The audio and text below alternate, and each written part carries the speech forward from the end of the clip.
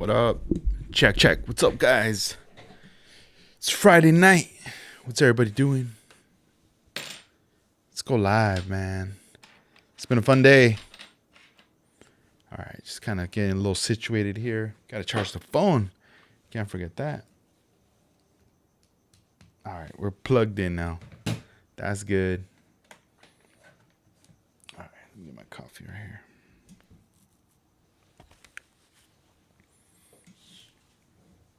All right, let's see.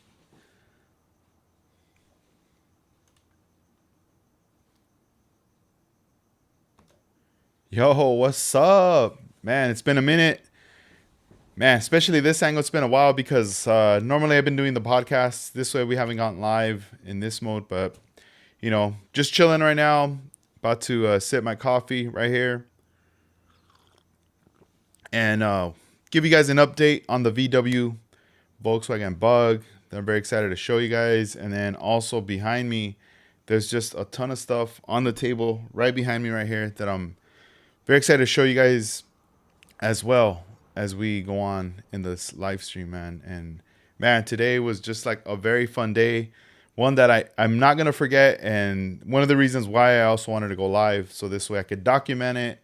And this way, some years later in the future, look back at it and be like, oh man, I remember that day, So, yeah, it's kind of strange thinking about, some weeks back, it was cold, raining, and all this stuff just kind of going down, and then out of nowhere, rain stops and the week switches up, and next thing you know, it's like sunny outside, and this whole week it's just been nice, and putting the effort into the Bug as far as every day, kind of working on it little by little.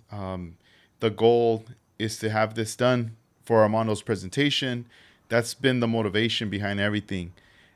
And the lives is another thing, just hanging out, showing you guys what I'm doing with the Bug, explaining that it's a curbside and that it's okay if it's a curbside, because I know everybody builds different levels, different standards, and different things. And I understand that some people just like to stick to one thing, one road, and that's the road they take, and that's it, no other genres, no other styles, just the one thing. That's what satisfies them, and that's what it is, And I'm a little bit of all over the place. There was a time where I was just one way, strictly just into lowrider cars, not really getting into other styles and other things.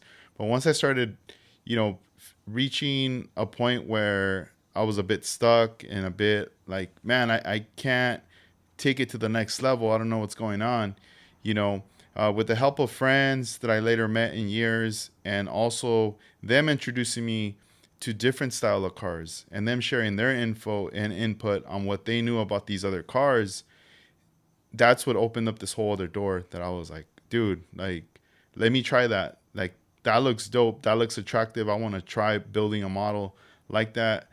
And just starting to learn the different disciplines and everything, right?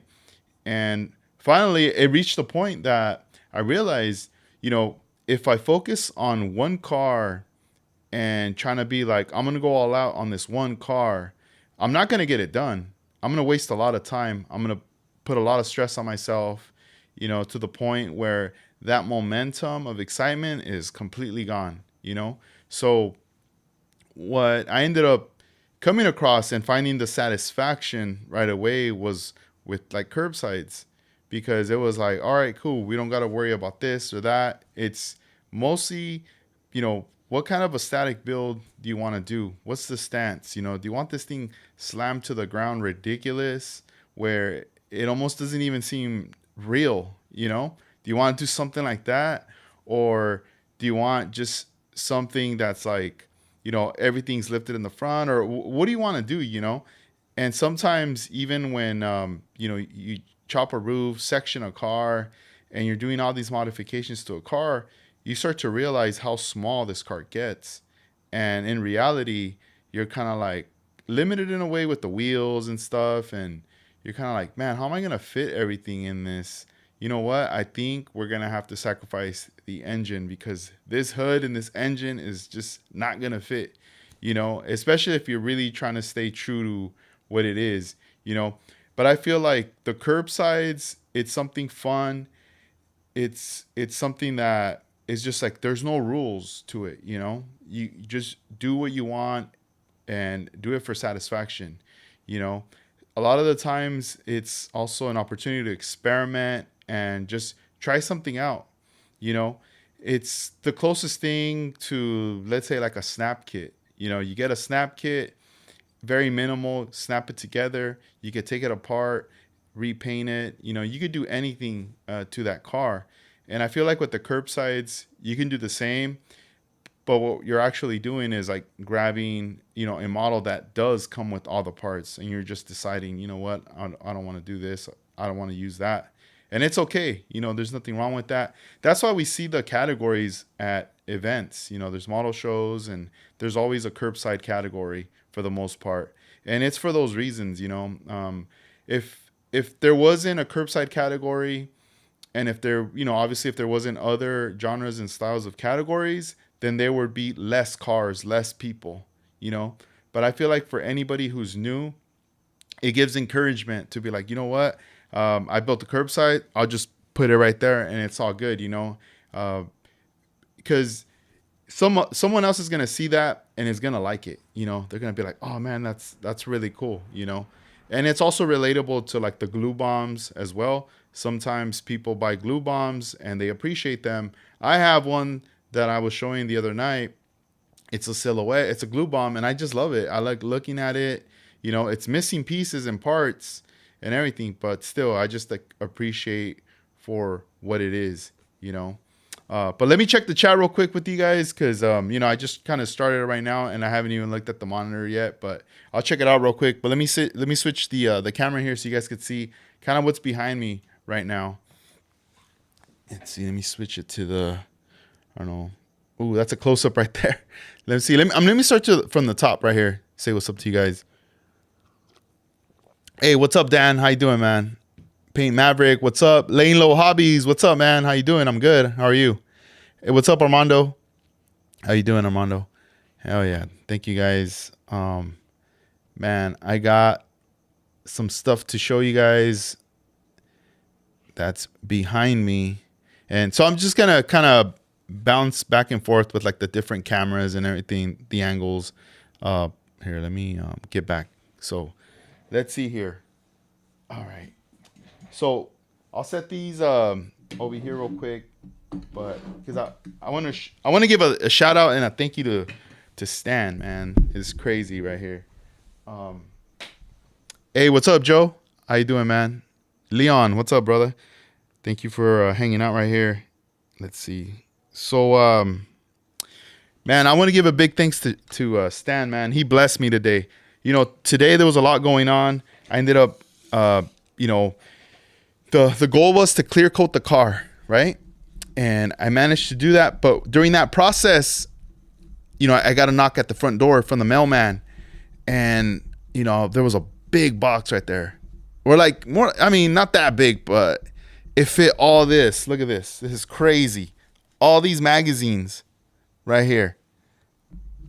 Oh, this thing's heavy. I mean, the box was heavy, but still, all these magazines right here. This whole stash, right? And I was like, what?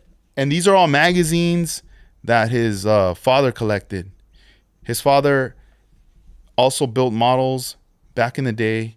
You know, I'm talking about like in the like probably the late 40s, the 50s, so forth, right? And you know, he was telling me that a lot of this stuff is, you know, just things that his father was collecting and had, and you know, he gave me all this right here. He wanted me to have it. You know, I'm really interested in history and like learning about it. And here's something that's cool in this magazine. Watch, because they did feature model cars in this one. And I'm gonna show you guys something cool that I was like, oh, dude, now I have it. So right here, look at the cover. It says Model Rama. Build this model, right? And then around here it says scratch build Jaguars and then models from Hollywood. So this section right here is really interesting. Uh, but I did a little short a while back regarding Bob Wingate, and I never had this article of Bob Wingate. So this is Bob Wingate from Southern California, right here. And the thing I tripped out is when I started reading about him in one of the articles, I started to find out that at this time he actually lived in the city of El Monte or El Monte. And I was like, yo, that's like the next city from where I live. And look at all his model cars. And I've been talking to Stan about this, and I was like, hey, like, are all these AMT or promos? And we're trying to kind of figure that out. But even back here in this little area, you can see the AMT logo right there.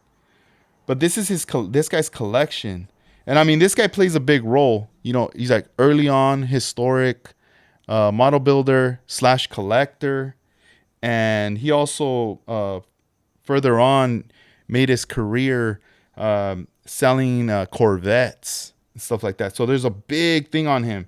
But this is like some of his origins right here being featured. So that's cool. And look, right here we have some models, right? It says 1948, 49 to 1950, 51, 52. So this whole section is awesome because it's telling you the history. Here's some more models leading up to the 62 right there. And then this section's cool. It's like readers, models. Is showing you all the photos of the customs and everything right there. Already holding it down. And here's Don Emmons. I was watching a video on him the other day. They're interviewing him. And I was like, dude, I want to meet that guy. I got like so many questions I want to ask him. Here, let me look for the article, the Hollywood one, because I know he has shown me this. And I was like, yo, this is cool. Oh, here we go. Hollywood Model Car Show. And then right here we have a photograph of Ed Roth. Big Daddy Ed Roth right there. Congratulates second place winner, Bob Hines. And then here we got the models all right here. So that's pretty cool. And then right here we got this photograph. There you got Newman AMT's Bud Anderson right there. We were talking about him the other day, but that's him right there with the white jacket right there. And they're looking at a model. It's just cool, man. Like seeing all this stuff right here. Scratch build. Look at this. All about scratch building. And man, look at these layouts. Really cool layouts right here. Yeah, so this book covers look, already snap kits, snap build T-Bird. Already, man, promoting it right there. That's pretty dope. So this is Rod and Custom, Carcraft, drag racing. Man, this is crazy right here. These are all really cool mags. All the covers. This cover right here. This looks hard. This looks so dope. I remember going to the NHRA museum and seeing these like parked right there. And I'm going to be honest with you guys. Back then I used to see these and I never appreciated them. I was just like, I wasn't into it, right? But when I started seeing all this stuff, I'm like, yo, this is nuts. Like, this is really risky stuff. And, you seeing the mask and everything. And I'm like, dude, this is like really hard. Like, that's a really cool picture right here. Right here, man. I need to get a bag and board and put this up because this looks, man. I was gonna say a bad word, but I'm not gonna say a bad word. It's BA. It's dope. Oh, look right there, dude with the mask. That's cool. All right, Hot Rod, 1954, right there. Man, that's cool. I mean, not all of these are gonna cover model cars, but this is the one thing watch. Let me check this magazine, Cars magazine. Look at the custom on this. That looks like a 59 Impala right there. Look at the back. Yep, 59. Like, this is wild. I want to see someone do a 59 similar to this, something like that. Watch, there was another one. This is look at the artwork on this. This is beautiful right here.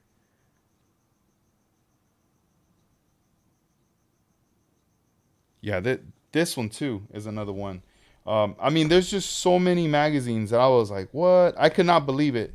This showed up on my doorstep, and I was like, dude, watch. Where's that other? Oh, here it is. This one. Look at this one. Look at this. This looks like a model car.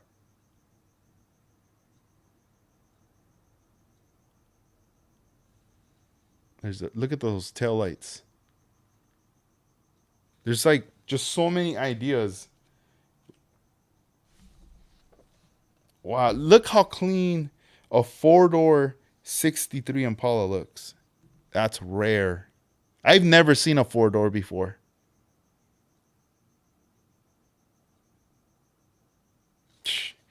Man, I'd buy it if I could afford it. Obviously, it's probably a lot more money now, but man, I wouldn't care. Just anything.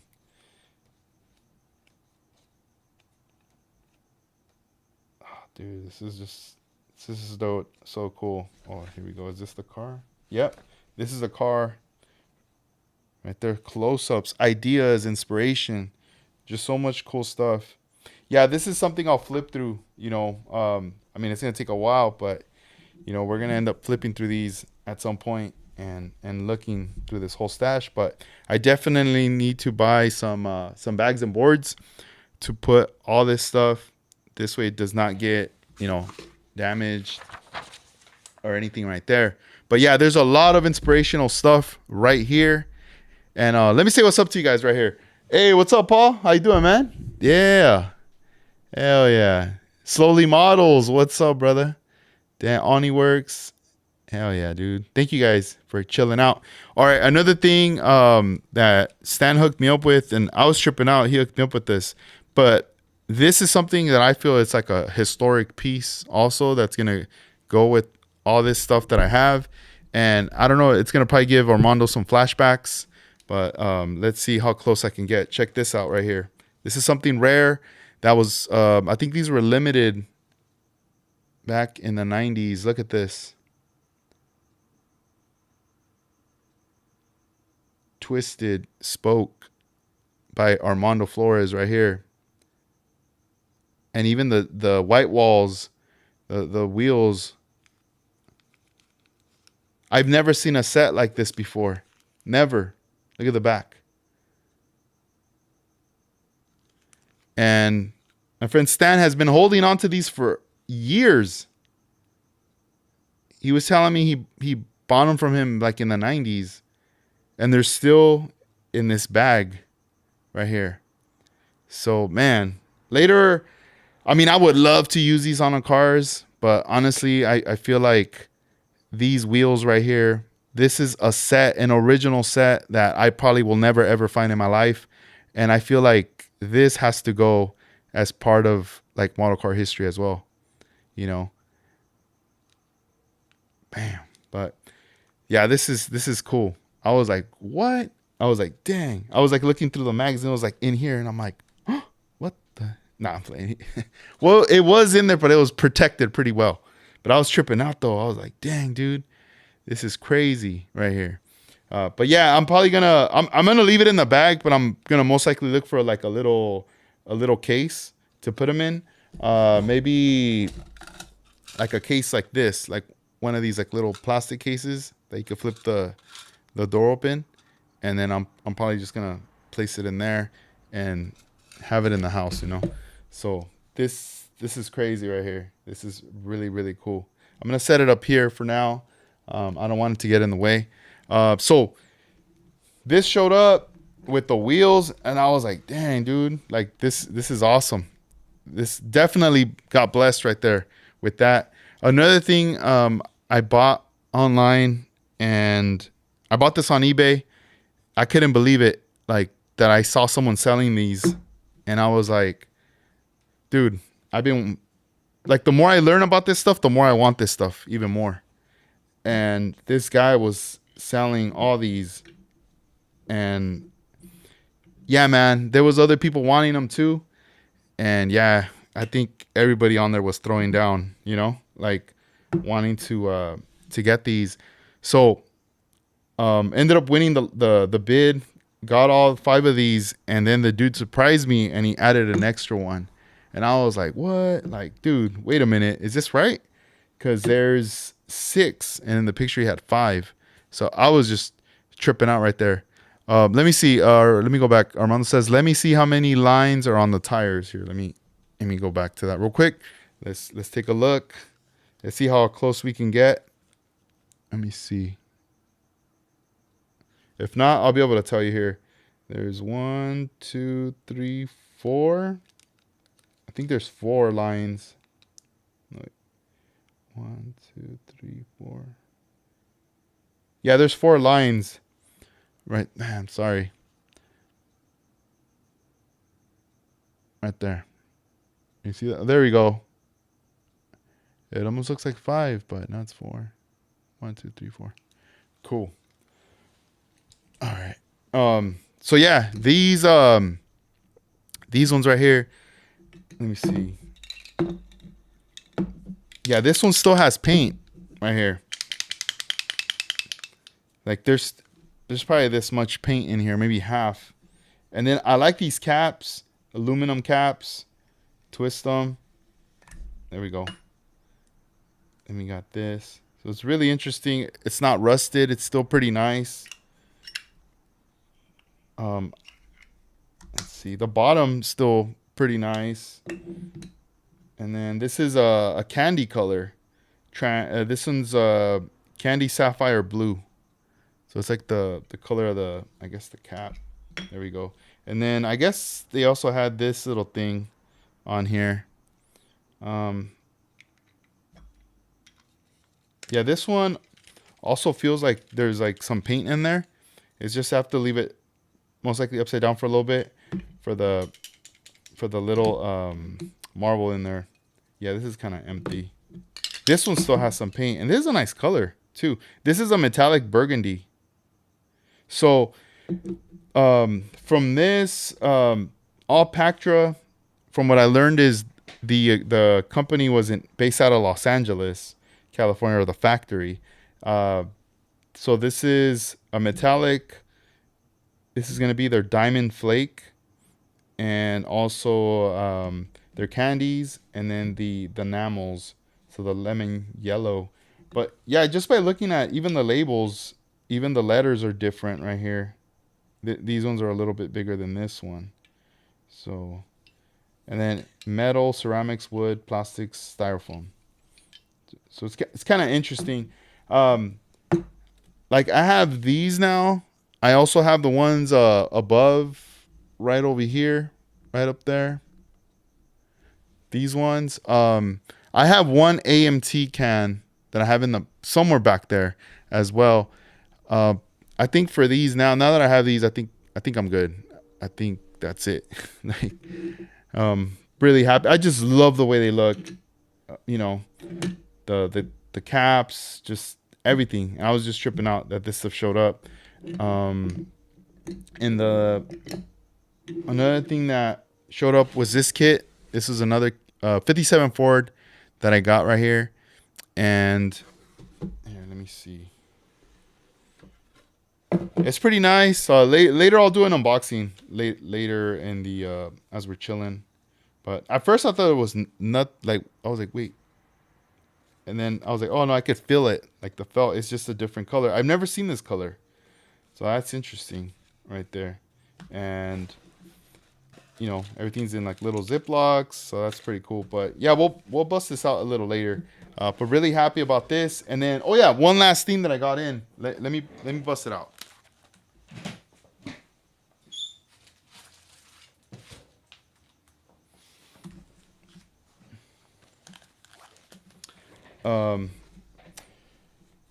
Let's see. Yeah, dude. This box artwork looks awesome. Really, really awesome. You know, Paul's in the chat right now, and I want to give a big shout out to him because I know Paul covers a lot of coverage on the throwback when he does his Throwback Thursdays about a lot of the vintage stuff, and he has an extensive collection of stuff. And when I started seeing the box artwork and a lot, especially the 57 Chevy, I was like, man, it made me like just fall in love with all these box artworks and everything. that I was like, dude, like I have other models, like the later AMTs that have been like repressed, right? But I've never had an original ever, and especially the boxes. So that right there, like he's also like an inspiration and motivation right there for me to want to get a lot of this stuff too. So this magazine right here, I finally got it. This is the Auto World catalog, and the reason why I like this is just the way it looks, with the trophy, the cars, and and then also this is really interesting the way that the models are displayed. You know, like this, it looks like a some type of ceramic cup or vase, and it features like this car right here is Dave Shookless. I talked about him the other day on one of the lives when I was flipping through the mag. So that's really cool. His car is there on the cover right there, and but yeah, this whole display with the vase is really nice. But man, this catalog has like some really cool models. This is like I think it's 61, the year 1961 when this came out. Ah, man, look at all these people right here. Look at this picture. That's a pretty cool picture. That's crazy. That's really cool. I have other catalogs from like the 62 leading all the way up to 65 now. But this one right here, this is one I did not have. And I know they also have like a 60 and a 59. And what I was telling my friend is since the earlier ones, I mean, the magazine is this thick, but as far as like the section for the model cars, it's less because they were just coming out. Later, the next magazine started to get thicker, thicker, and thicker because they're adding more pages, more releases. So I want to say like the 59 one, the first one is probably really small, like not a lot of pages on there. And they go for a lot of money. I was like, damn, that's a grip. I don't know. I don't know right there. But yeah, just all this stuff, man. Like to me, this is what brings a lot of fun. I was not around during this time. You know, missed out on that era and everything. And I'm just happy that it's still available. And there are a lot of people still out there looking for this stuff and collecting it and hanging on to it and showing it, you know? Because, yeah, man, I don't know, something about it. I really would like to know the artist behind all these box artworks. That's one of the things I really would want to know on there, you know? Because it's just, man, I wonder what other things the artist created. I wonder if he ever released a book or something. It would be nice to have like a coffee table book with all this original artwork or what inspired the artwork right there, you know? It's really cool stuff. Let's see here. So I got to set this stuff aside now. And, oh, all right. Now I could chill out with you guys. But yeah, a little later I'll break out that model. We'll open it up. We'll see what's inside. Oh, and it's a big stack. A really, really huge stack. Yeah, one thing I was thinking about too is like for like these colors, like back then, I wonder when somebody would use, let's say the burgundy metallic. My question is, did they primer the car and then use this and use clear, or was it just this color straight onto the plastic of the car and that was it? I don't know. Like, let's say if we're painting this right here, and was that it? Just and that's it. All right, it's dry, and let's glue it.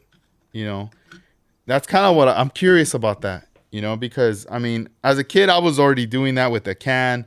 I would just what was around, Rust-Oleum or Krylon, or a testers, if we had one, and we would just put the body or the parts right on top of a box, spray it, let it dry, under the sun as much as it could, and then start assembling the car. There was no sanding of the body, no prep whatsoever. You know, that's kind of the result of this car right here. This is the one of the closest things to the early models that I did back then. and that shows proof of that. Because this model, I just sprayed the paint onto it, and if you look at the door, the crevice, you could see right there, the paint's like fading right in between. Let me see if I could get it.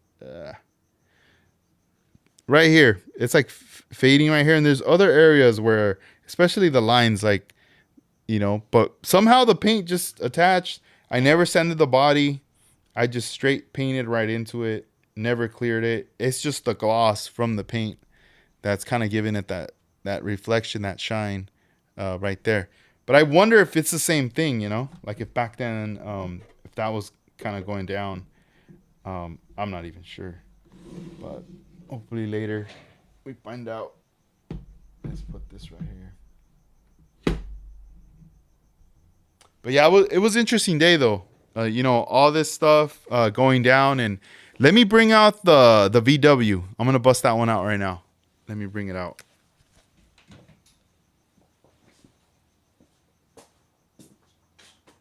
The V-dubs.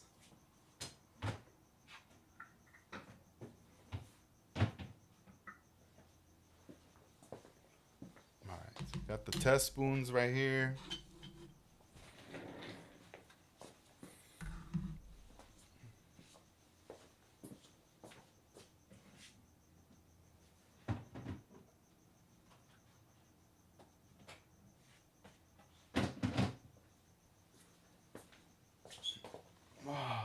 Let's see. Got all the parts right here.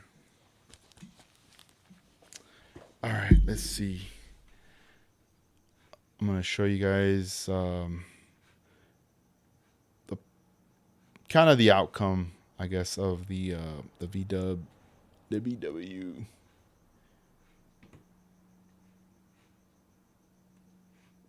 All right, cool. So right here, let me introduce the spoons. We have two spoons. One is in the teal, and the other one's just the Snow White Pearl House of Color. So both of these spoons were sprayed with the House of Color Snow White, and then this is the one I decided to candy. And before I clear coated it, I decided to add some all around the edge right here, some Snow White Pearl right there, just to kind of give it that effect. Like, see right there, you see the white right there at the tip, and then you turn it, and then it gets into the color of the car, like a transition right there. And I just wanted to see how that would look, and then I went ahead and clear coated them. Let's see here. Well, I'll just leave them on here. I'll take them off tomorrow. Just by feeling them, they pretty much feel pretty cured. I'm not gonna be messing with them or anything until tomorrow. This is kind of a guide as far as like where I'm at with the car, and if anything, I'll probably just wet sand it really light, and then that's it. Just get it, because it looks smooth and everything, but I could tell just from eyeballing it, there's like tiny little debris or just like little things that land on it, while it's curing. Because I left this out. Everything else I did put it away in these containers that I have, but this right here, I just need a quick little wet sand. But this is just my little test right there. And let's see. Let's show you the parts. So this is the interior right here. And here we have the white, and then Snow White Pearl, and then also the candy all around. Later, I'm going to decide what else I'm going to detail in here, and that should do it for the door panels right there.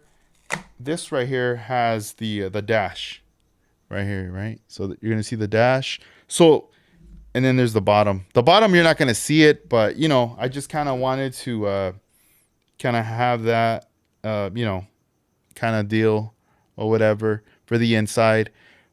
But one of the things though is, I did this color to be matching the body, but then right here, I dusted it just a little bit with Snow White, a little bit, Let me see. Just a little bit. Can't really tell. But I just went ahead and did that right there. And I'll tell you later once I show you guys the body. This is the back. So for the back, we went ahead in the same, you know, it has the here, you know what? Let's take off the tape now, because we could do that now. Where's my tweezers? Oh, it's over here. Let's go ahead and take, because I didn't clear coat the back seats. I didn't want to put clear on them. I just wanted to leave them the way they are. Let's see here. Let's take this off. I could kind of show you.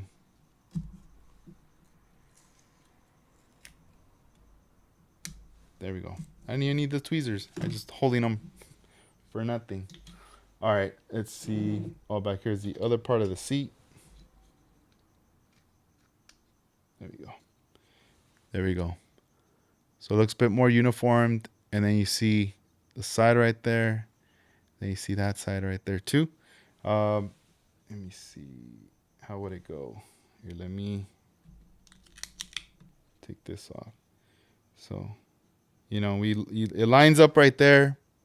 You know, so still keeping the colors right there. And then for the rear, this little area, you will be able to see that from the back window. Here, let me flip this around.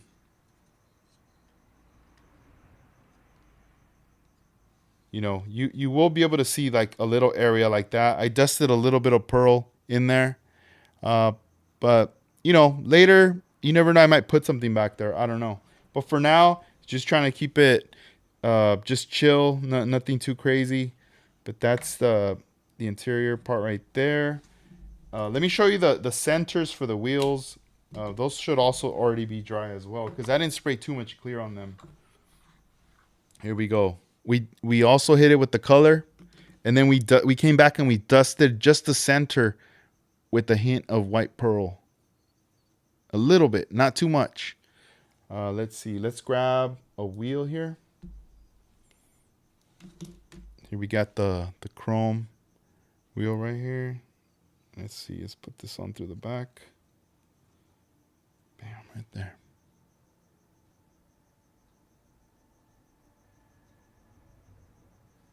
So these are going to be the wheels for the Bug.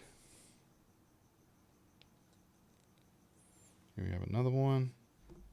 Here, let's just put them all on. It's might as well. Let's see. Put this one on.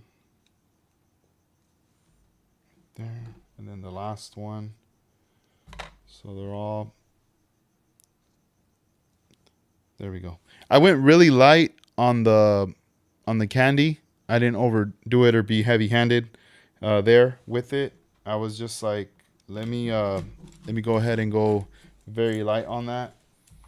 Here, let me get this out of the way, and I'm gonna present to you guys the VW now. Here it is. Bam. Here's the VW. Let me here, I'll turn it slowly, and I'll kind of tell you guys kind of what went down with it.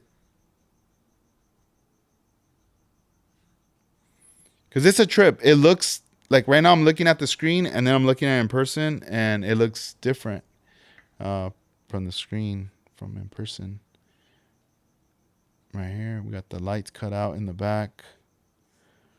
So from last night, you know, when we were live, I took off the whatever had backmast, and I went back and I redid it. And I used 3M tape, not this green one. This is the FBS, but similar.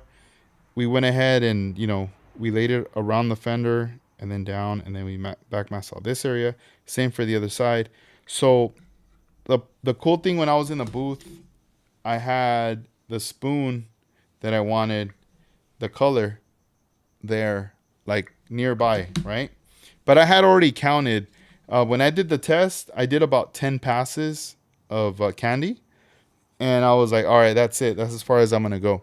So when I came down to this, I was like, all right, let me go ahead and in the inside, I started candying a little bit of the inside, just a little bit, not too much, right? like going all in there from the bottom, getting it all in there, right? And then I started just going back and forth. One, 2, 3, 4, 5, 6, 7, 8. And then I'd stop like at the 10. And then I'd do the same down here, stop. I'd do the same right here, and then stop. And then I'll do the front, stop. Then I'll do the roof. And then the roof was just like this, right? So I repeated that whole process. I don't think I went up to 10. I think it was probably like up to maybe like I think 7 or 8 around there, right? Because I was eyeballing it and I'm like, no, I don't want to go too beyond. All right. So then I'm looking at the body and everything is just, like this color of the green or whatever, the teal. And then I was looking at the fenders and I was going, all right, so we have pearl white. And then right here, I was like, I need a transition. So I started to dust pearl white on these fenders, throwing it forward, giving it this like effect. So when the light hits it right there, you can see the pearl right there. So we did the fenders there. We did this side. We did the other side. And then I was looking at the face. And then I said, oh, let me dust a little bit right here in the bottom. And then when I was looking at the side, I decided, let me dust a little bit just right here. So I put a little bit more pearl white right there. We put a little bit pearl accent right here in the rear. And even right here on the top, just in this section, that was it. I didn't want to do the roof, right? I just wanted to do those little areas. Once that was laid out, then I came back and I hit it again with some more candy just to kind of blend that in. And then that was it. Like once I was like, all right, that's it. I put it outside on a table, let the sun hit it. And then, this stuff dries fast, but still I wanted just to gas out immediately. I started to mix my clear. I was like, all right, I'm going to start mixing the clear and I'm just going to go ahead and start to work on this thing, So I started working on it, just putting it together and everything. And then finally everything was ready for, to be cleared. So I was like, all right, dude, we're going to do it. We're going in, we're not going to wait till tomorrow. The weather is good right now. It was hot. I think it was like 90 degrees. It was hot, but it was perfect. I was like, this is what I needed, because when I was done, I put the model out there and it was just baking in that sun, it was just in there. And I was like, dude, like, this is dope. Here, let me remove this. Let me get it out of there. Let's take off the tape and we're gonna put it together right now. Moment of truth. Real quick. Let's see if it does it. Let me see if I got the wheels on right. Boom, boom. Damn, this looks different now. All right, let's move all this stuff. And then later I'll put the interior. But here, check this out. There it is. I just need to fix this back wheel, but there. Let me see if I can zoom in. I don't know. Boom, right there. The bug. Dang. Oh, thank you, Lane Low Hobbies. Thank you, Paul. Thank you, Solely Models. Yeah, so here it is. So another thing too, obviously I still got to put these, right? Like right here on the sides. They got to go in there. This one goes on the other side. And then, the interior and everything. It's not going to look dark in there. The one thing that's going to happen is I saw a car online, a one-to-one, a real bug that had these. And I'm still going to add a chrome trim all around right here on the moldings with Hasagawa mirror finish. So that's going to help, make the color and the chrome pop more. But this dude had a car and this whole piece was chrome and it looked dope. And I kept thinking, man, what if I just like wrap this whole thing with the mirror finish and then have it here, right? So then we have chrome hoops, mirror finish that, chrome, and then the trim chrome. I don't know. I'm still brainstorming. I know I'm gonna have other little, the bumpers and all that stuff in a chrome as well. But here's the back, and then I gotta work on the tail lights as well. Here you can see the pearl right here, right there. But yeah, it's gonna once I have the interior in there, it's gonna line up the interior because I know right now it's like dark in there uh, with the black. But yeah, once we start putting in this stuff, it's gonna definitely switch it up. But yeah, I'm excited. I'm just like happy that we got to this point right now, and it happened really quick. The seats, I have them right here. They're not clear coated. They're just chilling. The steering wheel, I'm still deciding on what I'm gonna do with the steering wheel. If right now it's all pearl white, but I could still backmask it. I could candy some areas to match, and then I could clear coat it again. So we'll see what ends up happening a little later with that. But yeah, these are all the parts for the bug right here, right there. So far that have been painted. There we go. Let's move these little sticks on here out of the way. So yeah, we're gonna see what we do with these side pieces right there, and then we also gotta paint these later as well. Those are just chilling. But yeah, pretty soon I'm gonna end up doing the rest of the stuff. Bam, and then we got the spoons. Yeah, I'm gonna hang on to these spoons.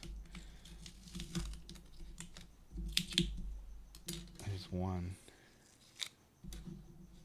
of the spoons right there. But yeah, I can't wait to bring this one out to a show. But yeah, I think not tomorrow, but maybe on Sunday I'm gonna wet sand it. So I'm gonna most likely wet sand it. I'm gonna feel it with my fingers to see if I feel any rough spots or if I notice any type of orange peel. And then from there, I'm just gonna go ahead and wet sand it and buff that out and polish it out. I don't think it needs another coat of clear. I don't. I put three coats of clear, and the last one was pretty heavy, but it was I felt like, all right, that's it. Like, this is cool right here. I think if I would add more, it's just overdoing it right there. But yeah, really really happy with it right here. Let's see. See, Paul says that is going to be sweet. Love the combo and the pearl with the white with soft candy. Oh, thank you, bro. Thank you. Yeah, I don't know, something about just spraying out really soft colors, especially with candies right now. I'm digging it. I also like the dark, like rich colors too. But I think later when I build like another type of car in the future, I'll see what I decide on. You know, like what would be appropriate for that one there. You know. But yeah, with this car though, I'm gonna be honest with you guys. It's brought me a lot of joy, a lot of fun doing it. Like I said, I was talking about the curbside thing, and I mean, that's been a whole lot of fun, and just messing with this car right here. It's just been fun putting it together, and especially at the pace that we're moving forward with it. It's been super cool, and I just can't wait to start detailing all these little areas and doing all the rest of the stuff, adding the small little chrome pieces as well. Here, let me grab the turntable.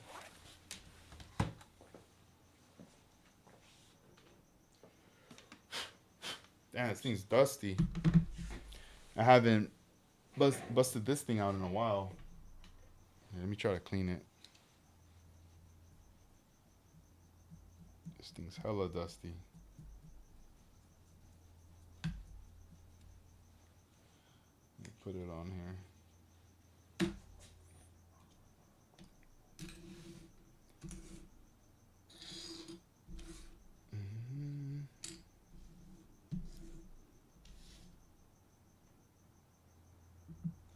Yeah, me and my friend the other day we were talking about the House of Color Rocket Clear, and I've never tried it, but I was wondering, like, man, I wonder how's the Rocket Clear for by House of Color, if that when it dries it pretty quick. I was wondering about that right there. Yeah, so once the body is like it's all like buffed out and all, I'm gonna go ahead and start to let me fix this. I'm gonna start to proceed with. Oh, hang on. Let me see.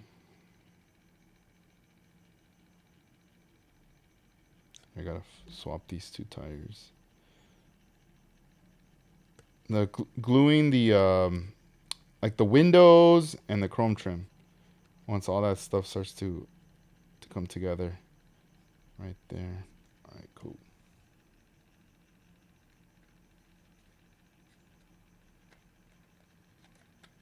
There we go. Set this thing low, right there. But yeah, the car's pretty. I mean, it's cured, but I don't want to mess with it. I still wanna I still wanna leave it until like I said, like in a couple days I'll come back to it and see what's gonna go down with it. But yeah, I'm really happy so far with the clear. But yeah, I think once we start gluing in the interior, putting all that stuff down, it's gonna lighten it up inside of the car. Because right now, in the inside, it looks dark.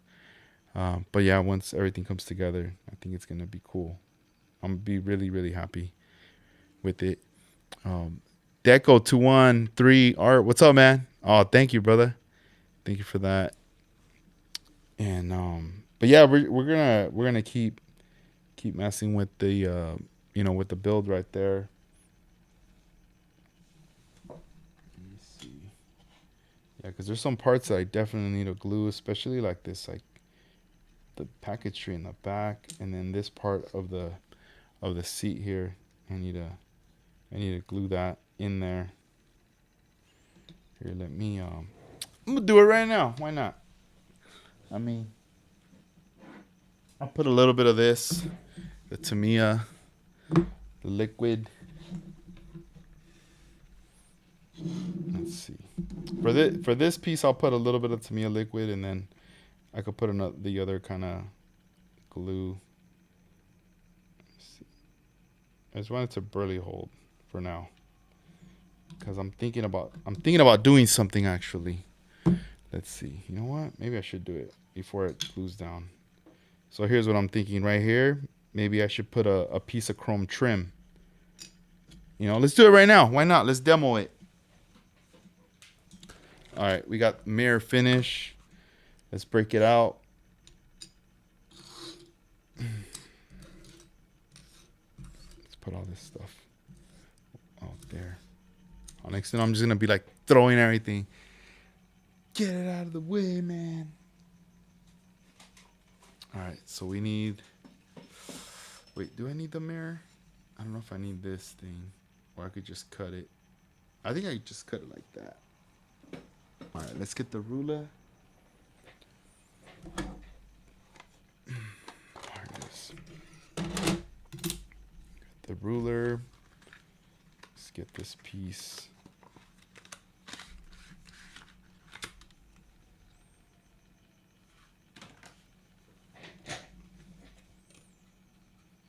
Maybe.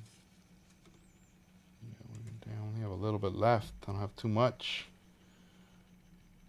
I only have that and like some strips.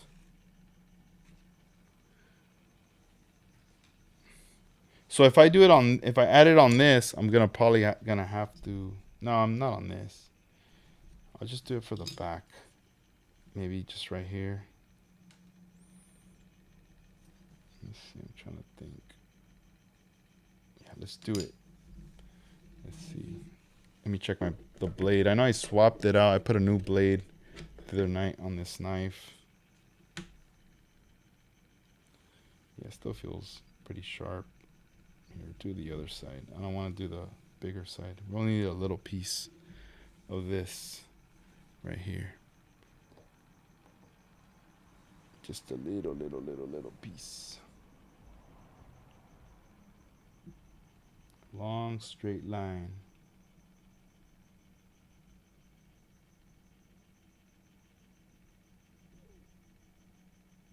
There we go. All right, here we go.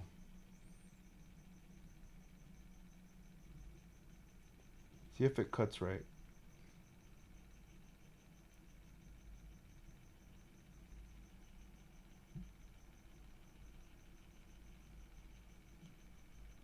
Okay. Let's get this thing. I don't want to scratch it. Oh, I kind of scratched it a little. No bueno. I think I need another ruler, like a clear one. All right, let's cut this little piece.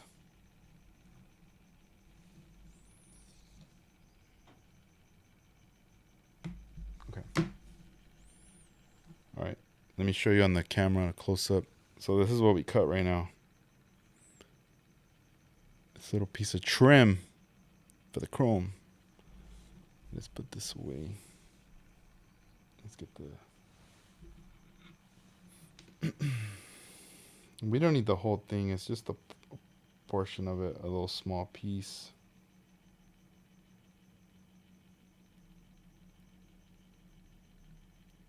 Ah, let me get closer. This is the hard part right here sometimes. There we go. Just to get that little piece sometimes it's tough. All right, I need this and scissors. Let me bend this back, the backing. Now we're gonna get the part right here.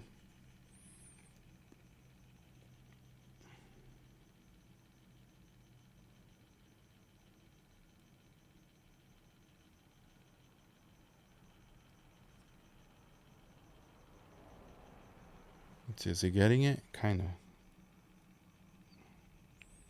I'm not looking at the camera right now. I'm just trying to lay this out. Let me see if you guys can see what I'm doing. See, kind of following the trim line right there, right? And here, I'm just gonna do it, and then I'm gonna show you guys after what happened. All right, let's see. It's just a tiny little line of chrome that I'm adding to the car, the back seat.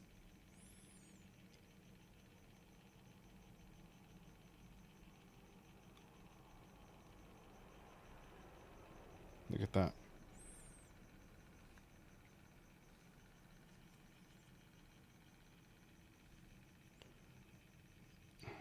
Right here. It's a little stretchy too.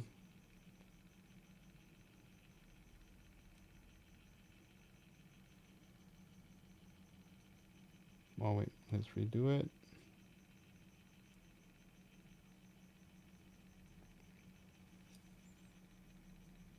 I need to redo it right there. It doesn't need to be perfect, but you know, I'm showing you guys on camera to not cut corners right here, and then later we could cut corners on other stuff, but not this one right here.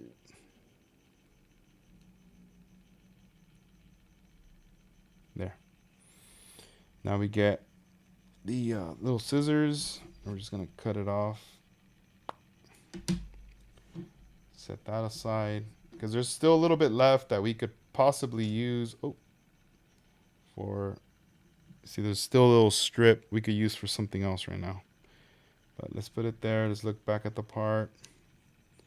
Let's readjust it right here. Boom, this is done. Look at this now, watch.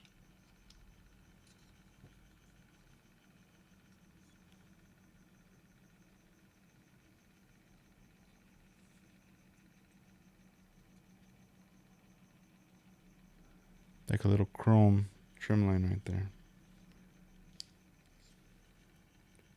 I'm digging that right there. Boom. All right. You know, it's the same. You could add stuff like that on here. Like if you wanted maybe in the little middle area, probably do that right there too. Um, see, trying to see what else. That was kind of the same. The material I was saying I could cover this whole thing, and that could be like accented there on the side there. So all right. So now that we put that, now we can glue it.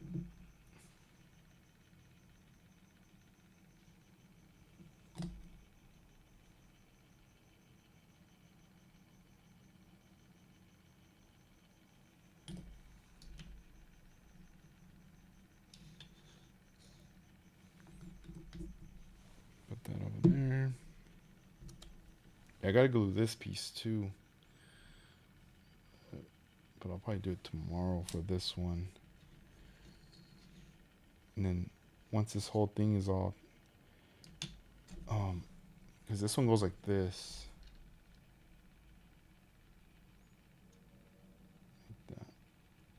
Because I don't know if I'm gonna put something in there. That's why. That's why I don't want to glue it right away. I don't know. I put a sound system. No, that would look crazy. Let me see here. Let's see if this is long enough to work. Oh yeah, it is. I could probably put this on the side door panel. Here, let's see. Let's check it out. Let's get rid of that now.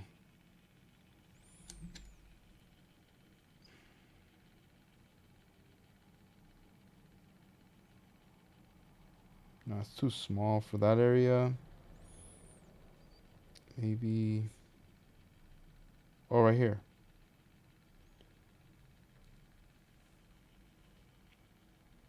All right, so there's no chrome trim line. I'm gonna add one right now.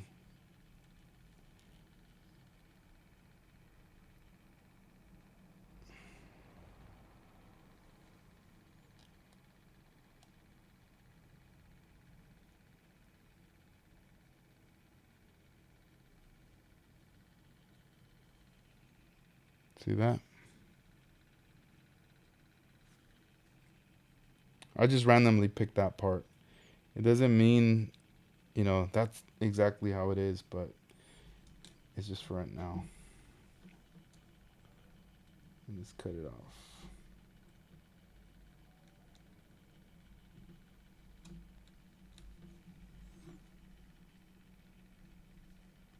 Where's oh, right here, right in front of me.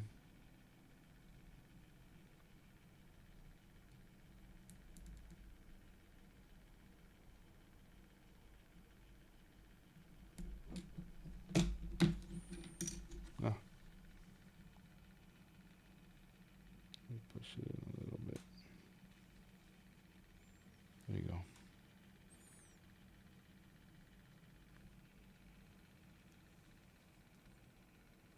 And then, obviously even the little door handles, you could, I could detail those with a little bit of paint. But then once you start adding more and more chrome like accents to the car, it starts to bring it to life little by little, like little things. And if you don't like it, you're like, oh man, you know what? Maybe I shouldn't do it right there. Maybe it should be down here. You can still take it off and redo it. So it's all good. Even like right here, you see the front, and I don't know. Right now, I'm just thinking, what if over the glove box, let's say. Here, let's see if we could do that.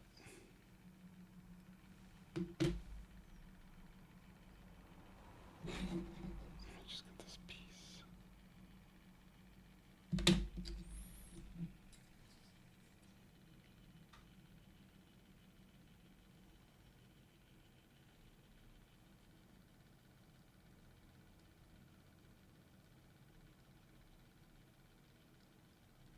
Ah, there we go, right there.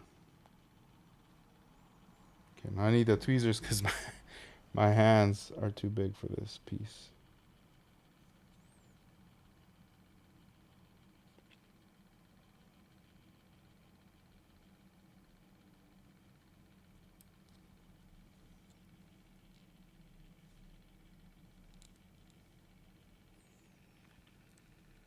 Bringing it to life right there.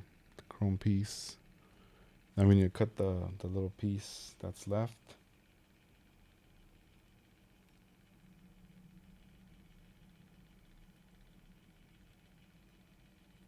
Okay. To cut it, I'm just gonna use these little scissors. Let me turn this off. The noise is kind of getting in the way.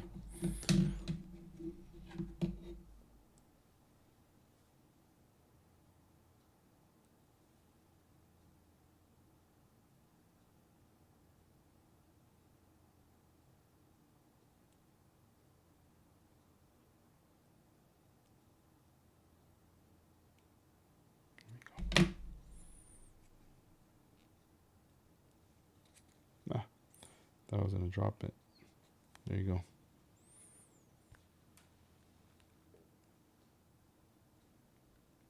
So now we got a little chrome piece right there. That's cool.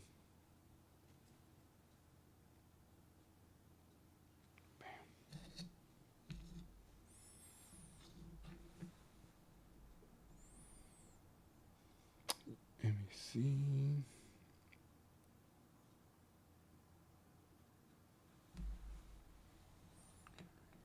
Yeah, so I just got to look at some references, like some photographs and stuff of what I want to kind of do with that and kind of go from there.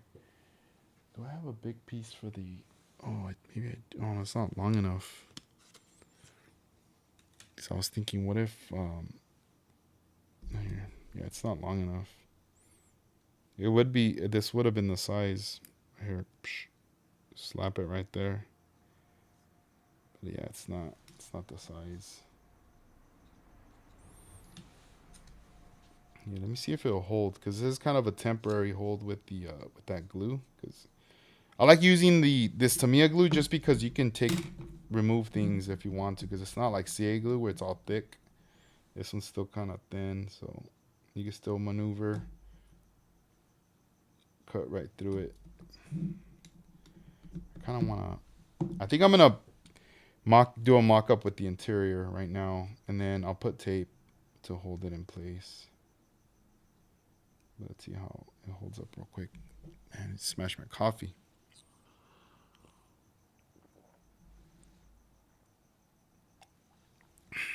All right. Yeah, I just been busy with this build. I haven't had time to record a podcast or even to record short clips, nothing. It's just been jumping on here live, working on it, and just sharing the process right here with you guys. What are you guys up to? I know it's Friday night. I don't know if you guys are working on your models or just chilling, relaxing. Friday. Yeah, it was hot over here, so we're chilling, and then it was just time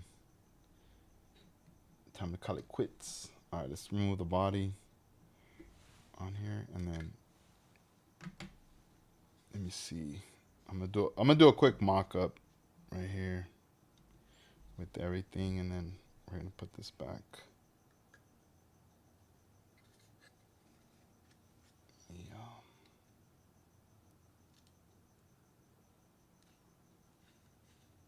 All right. There's that part right there.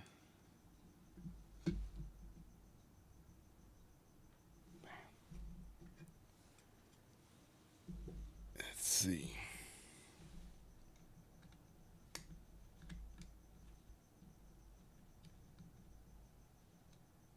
Let me get my tape. Oh, nice. So you guys are working on projects, working on resin body, working on Revell Camaro, trying to hammer one out for the USAC deal. When's that ending? That USAC build off.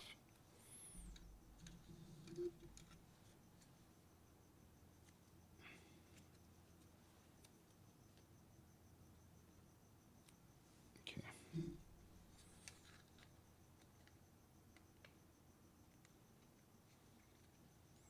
All right, we're gonna just use tape for the sides right here. Nothing crazy. Let me see. So we got the interior right there. The same for the other side.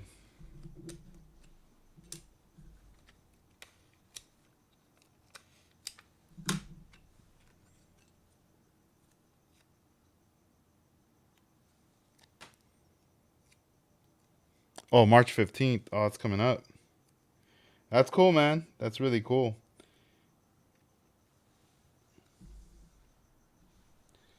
Let's see.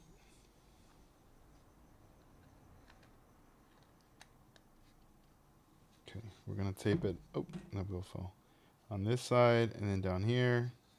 Now the interior's starting to. Oh wait, I went too high. I didn't tape it right. Let me fix it.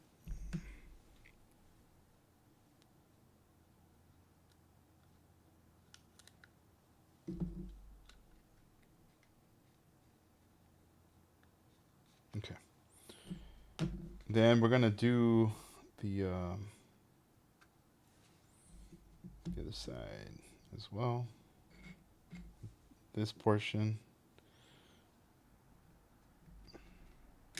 Ah, front dash. There we go.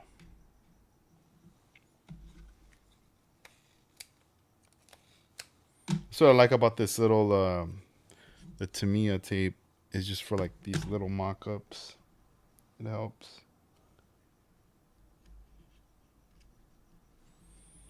It helps hold the parts for a bit.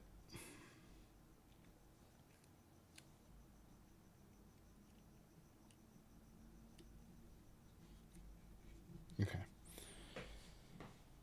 All right, so we have that. Let me swap this again. I don't know what's going on.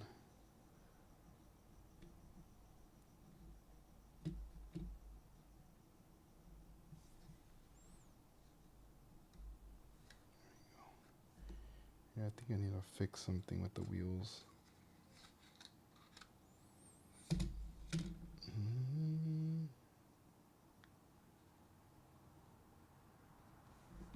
Just suspecting something. Let's see and make sure.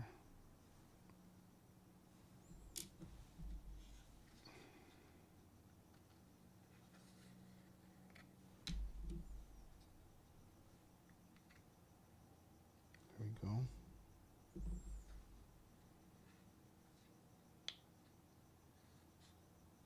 Okay. I think it's better now. How to adjust something with the wheels right now. Okay. So far this is the interior right there. I mean, man, it's dark in there. I'm gonna have to paint the that right there now. That I'm thinking about it. I'm gonna most likely spray it in white, dust it because it looks weird, just all black. I guess because I had done the bottom, you know, and then obviously the seats. I mean, they're not glued, but here, let me put a little bit of tape because if not, those seats are gonna just move around if I move the model in a different direction. So let's put a little bit of tape right there in the back for it to hold. Temporary little hold. Let's see if it works. I don't know, because I don't think it's even touching all the way down. Or maybe the front would probably be better. Yeah, because I cut the stem, like the part where it holds the seats in the front and in the back, so now the seats are a little bit lower. But I'll have to adjust this. There, it's just temporary. I just want to get the vibe, the look for now. Okay.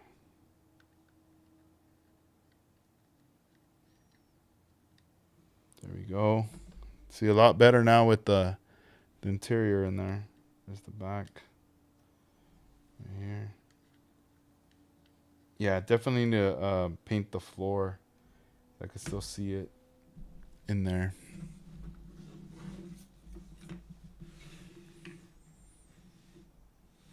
Let's see. You can't even see the seats. It's all low. And the steering wheel. Oh, look, you can see the chrome in there on the door panel.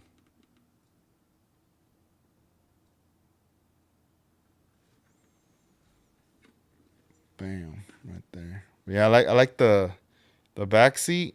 I like how the back seat lines up right there, like it got dropped, and then the two seats too, right there. But yeah, the interior where you see in black, it's gonna get painted.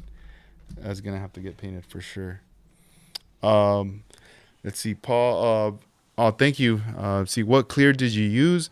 I went ahead and I used the House of Color Show Clear. That's the one that I rocked on this one. My homie has hooked me up with the House of Color Flat Clear. I have yet to use it, but in the future I want to. I plan on using it. The Show Clear is the one that I use a lot. I use the Show Clear all the time. Before Show Clear, I was using the what is it? The UC35. That was one that was like one of my to go tos right there. And then I just kind of stopped using it once I ran out. I went more for that, but yeah, I mean it's been cool. Let me show you kind of one of the. It's like those little medicine containers or mixing that I use to mix the clear. Let me bust one out.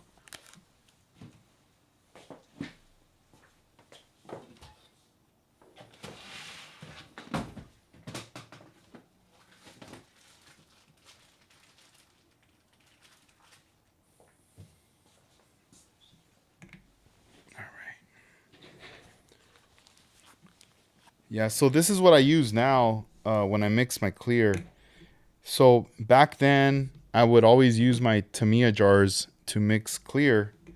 And one of the issues I was having later on is that jar that I was using, the Tamiya jar, it was contaminated, over time, using it all the time, mixing clear, putting lacquer thinner, shaking it, throwing it away, and just the process was just the same thing all the time. And I was gonna use it again, but when I put lacquer thinner and I shook it up, I noticed there was a lot of particles in there, and I was like, yeah, this thing's like just dirty and old. It's time to toss it. So I threw it away. And I remembered, oh yeah, I remember last time I used this. So when you're looking at these, I had bought these a long time ago online. And when you mix, the clear, that one, the Show Clear, it's 3:1 to 1. So what I ended up doing is right here that has 2.5, a 5, 7.5, 10, and so forth, right? It keeps going. So I just ended up marking my areas with a marker on here. So then when I was ready to pour the clear, I got a pipette, grabbed some out of the clear, poured it in here, a different pipette for the catalyst reducer, and then with the wooden stick, I just mixed it. So now the cup, it's not fully full, but like probably 3/4 of it. And then from there, you could always like kind of bend this like that, and then you could pour the clear into your airbrush, and it's just it was just a so much easier way to work with.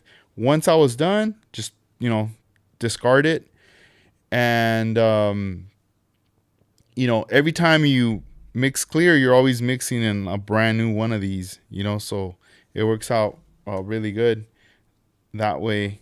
And before I was using the Tamiya jars, and man, though it was starting to become a problem right there. Let's see. Yeah, that's the one. Deco. It's the Show Clear USC 01. That's the one right there. So I did 3 coats of clear on this. So the first coat, I clear coated the whole body, and then I let that rest. Flash time, so it's like a pause for about 10 minutes. And I put an alarm on my phone, 10 minutes, and then when I came back, I went ahead and did another coat of clear all around the whole body. And that one, I waited another 10 minutes. No, 15 minutes because the last coat of clear was gonna come now. So once the 15 minutes were up, came back, and then this one I went a bit more heavier all around the body just to get rid of whatever, if I notice, like, if you notice it's a little gritty, it's because it needs more clear. Orange peel, it needs more clear. So I started to just spray more of it, and I started to see more of the smoothness. And then I was like, all right, we're good. And then later I just went ahead and I put it by, outside by the sun. So this way it starts to dry. But I put enough clear that I could go in here and just wet sand it, which most likely is going to happen. But I'm going to be doing, let's see, for wet sanding, this is what I use for wet sanding. The God Hand sanding pads. Let's see. I keep them in these little boxes just because I want to keep them clean. I wash them once I'm done. And here, let's see. Let's bust out all the grits, and I'll kind of just speak about like what grit would I use to wet sand this. Oh, let's see, because we got 2,000, 4,000, 6,000. Then we have the 8,000, and then the 10,000. So since I already sprayed, 3 coats of clear on this, and by looking at it, it looks, glossy, smooth and all that. But I know tomorrow, once I start touching it with my fingers, I know I'm going to feel some little areas with a little bit of debris, or maybe a little, just a tiny little high little rise area that I need to cut and knock out. The same if I see a little bit of orange peel, anything, anywhere. I don't have to start with the 2,000 or the 1,000. Most likely, to be in the safe side, I'm going to be in the 8,000 range, and then go to the 10,000. These two right here. So that's the 8,000. And wet sand too. So water, get some water, even a little bit of soap, just so it gets rid of the debris. Just dip it in there, and start going at an angle, back and forth, back and forth. And then once that's done, you could go across. So it's like you're doing like a box, like a square. But it just, really minimal stuff. And once that's done, once I feel like, oh, it's smooth, then I could proceed and polish the model. If I want to go ahead and start polishing it with the compounds by Meguiar's and all that. That's kind of my to-go-to for that right there. Let's see. Paul says, for years, just use Dixie cups. Oh, that's cool. That's dope right there. Did you, on the Dixie cups, would you also just kind of with the marker, like mark it on there? Like for the parts? I got so comfortable with the Tamiya jars just because I mixed a lot of paint on there. And I was like, all right, cool. I'll keep using these for the clear. And it worked at first. Everything was good. But then I kept reusing it. And then I realized, wait a minute, like this is gonna sabotage that next project. I gotta be careful right there. Let's see here.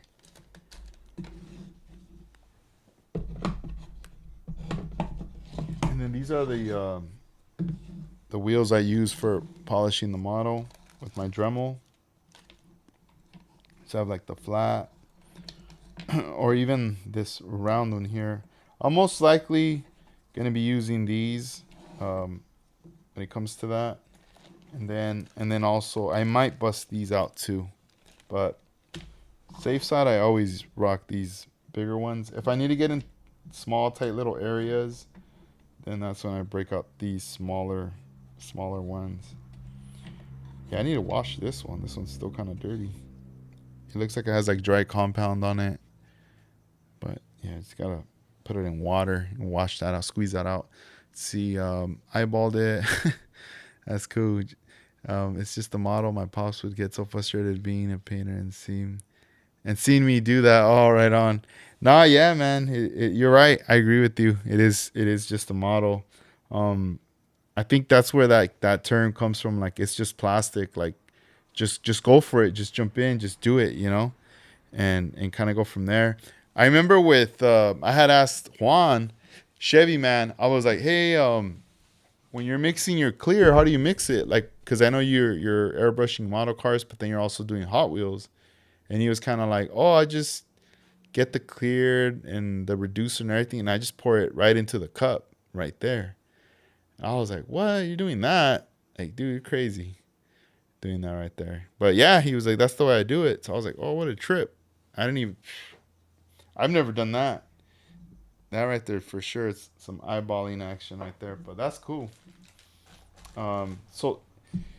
So yeah, staring at the car now. I think my homework is gonna be I gotta backmask the bottom of it and then just expose the inside, and then I'm gonna have to airbrush it in white.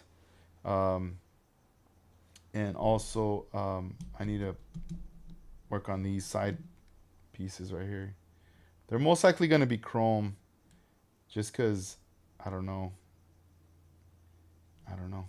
I just I don't. I'm not gonna leave them white, and I'm not gonna leave them in the teal. So most likely it's gonna be that right there. Let's put this away. Yeah, I could put this away. I'm not gonna need this for now. But yeah, I let it sit out in the sun for a good amount of time, and now it's just chilling. It doesn't even smell. Um, some of it gassed out when I had it outside, but I'm still not gonna sand it or nothing until later, till we get that out of the way right there.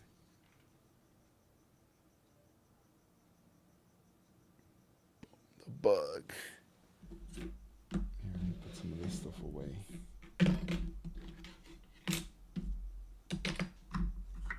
I'll put that there. Yeah, desk just keeps getting messy now, little by little. All right, let me just clear it away. So I kind of want to bust out that Ford. I want to show you guys that 57 Ford right there. Here, I'll put these spoons right here better. Yeah, these are already pretty dry right there too. Got all the small parts. So yeah, I got my homework cut out already for the week.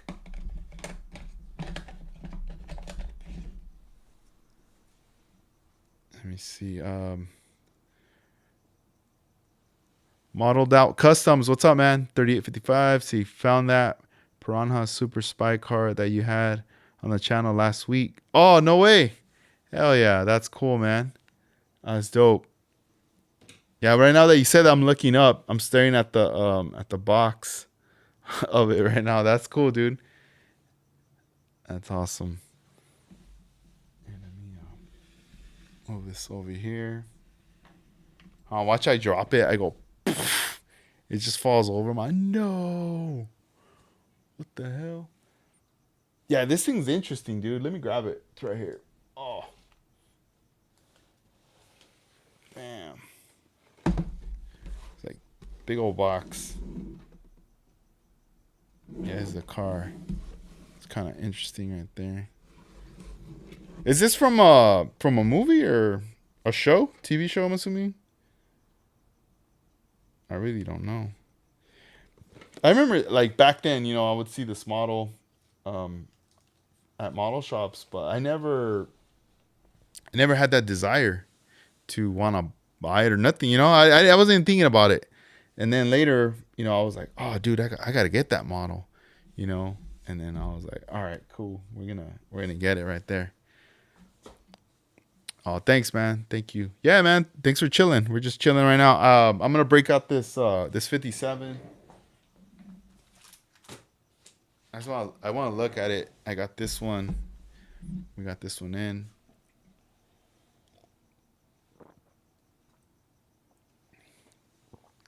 Let's see. Oh, it was built in the 50s. Oh, wow. And I trip out, man. Like how long that's been, from that time to now. Um, all right, let's see. So this is the 57 Ford stylized custom. See, so these little these spray cans, I have one AMT, a green one that I managed to get my hands on, but I see the other one that says candy color. That's a cool one. I hope I could find one of those in the wild. I gotta keep searching. So let's see. Let's change the angle right here on this. So we got the instructions. I just love the way that looks right there. That tail with the lights. That's cool. And let's see. So we have this material for the inside. Oh wait, let me change the angle. There we go. All right. So we have this material right here.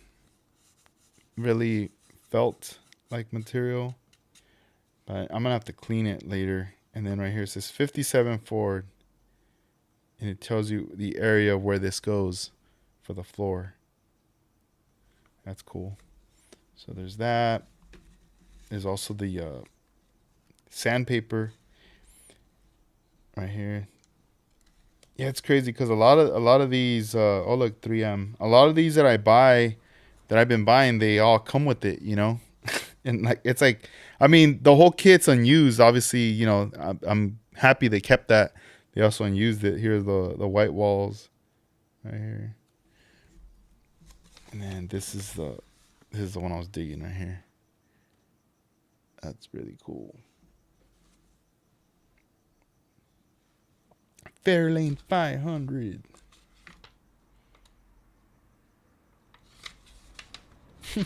The pet, that little dog. Yeah, I saw a photo on Facebook. Somebody showed all the pets. I thought that was cool. It was a nice flex right there. I was like, oh, what? They have all the little pets. Instructions. Interior to body. Oh, there's the white wall application.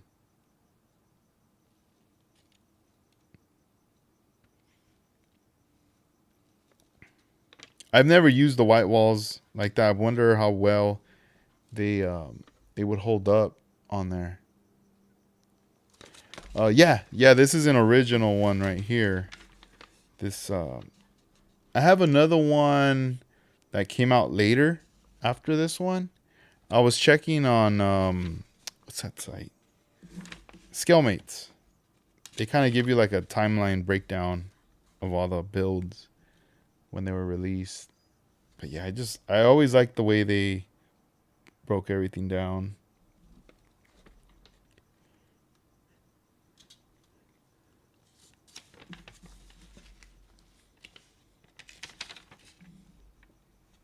Well, those are cool, those headlights right there.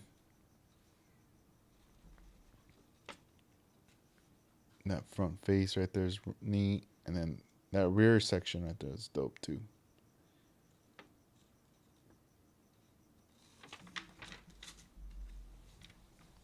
Here you have George Barris. All right, so let's set this aside, and we'll take a look at the model parts. All the parts that it came with here. Start with the body. So I mean, these didn't come back, but whoever I bought it from was nice enough to bag it in here, just to make sure to protect it.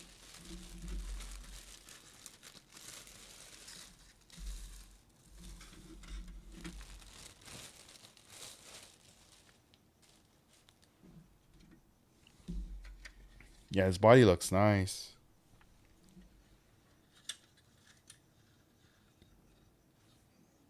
Yeah, this plastic is very different from the stuff we get.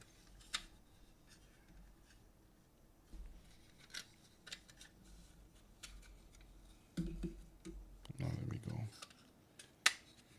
It wasn't in all the way.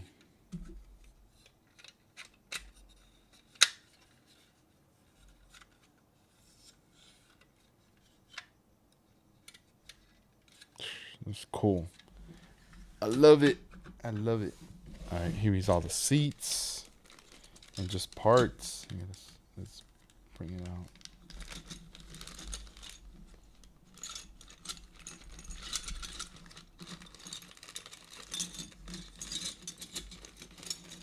All the different angles. Okay, so this is this is dope. The rear part. These look like little devil horns, don't they? Like a little face. For the back right there. Oh, it lines up right there. Then you gotta just fill that in with the putty. And then I really like this one. This little face right here looks pretty cool. There's that.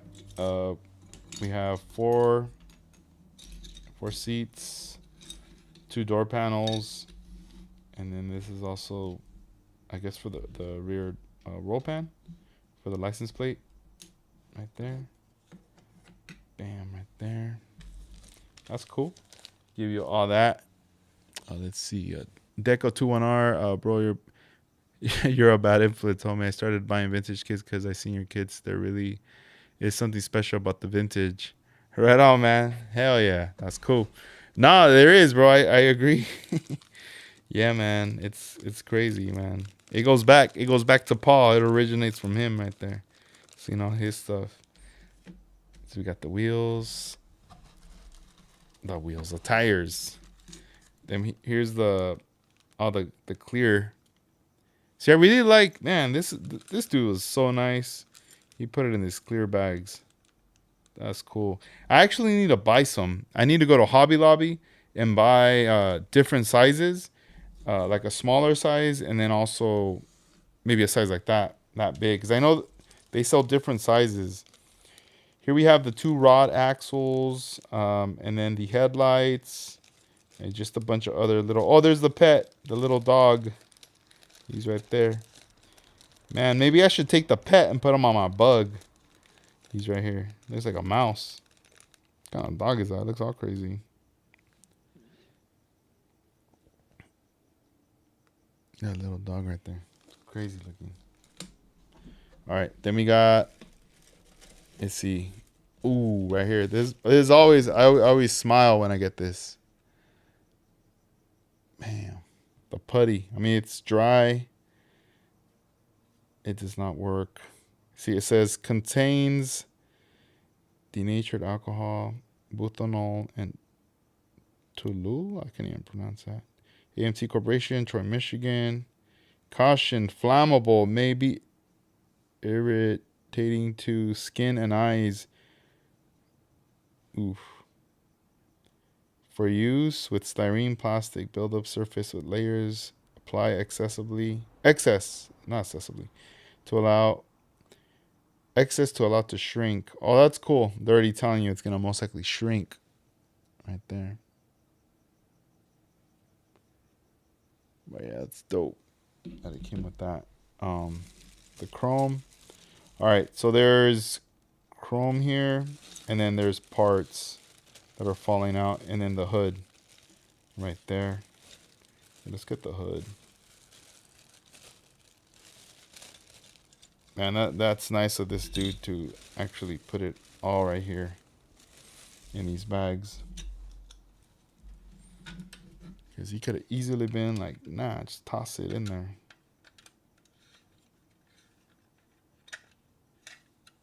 Oh yeah, you gotta put it through here in the front.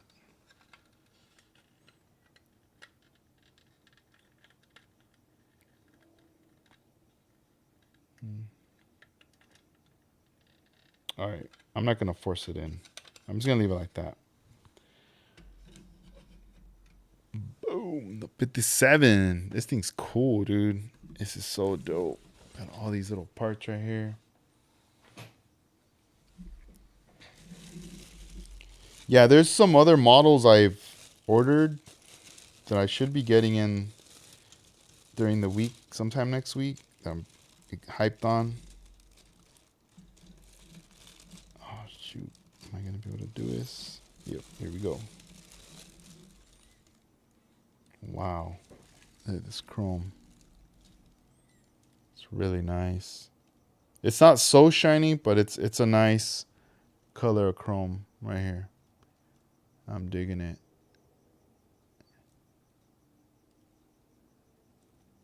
Oh, thanks, man. I got lucky, dude, getting this one. Out of all your vintage original kits, Paul, what's like your would you say is like your holy grail? One of those ones that you're just holding on to and you're probably not even gonna build it, but you just appreciate it. You like looking at it. But man, let me know. Hey, what's up, Stan? Oh yeah, Panhead Stan. Dude, thank you, brother. Thank you. Hell yeah. Oh, it's right here. It's in the background. Let's see. Let's zoom in a little right there. It's chilling right here with us. Here, I'll turn it just a little bit right there. Yeah, little by little, we're getting there. We're getting close to finishing that little bug. Let's see. We got another sheet of chrome in the bag. Wow. Yeah, this is really nice. And then you got the piece for the steering wheel right there too. That's awesome. You guys have a little car right up here for the trophy. Yeah, man, something about the chrome. I mean, it's very different, but I like it. And then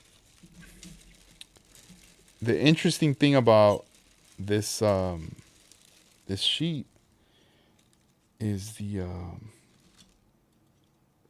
this part right here, the center console right there, really long. It's really very nice. And then we have some more. Man, everything's still intact.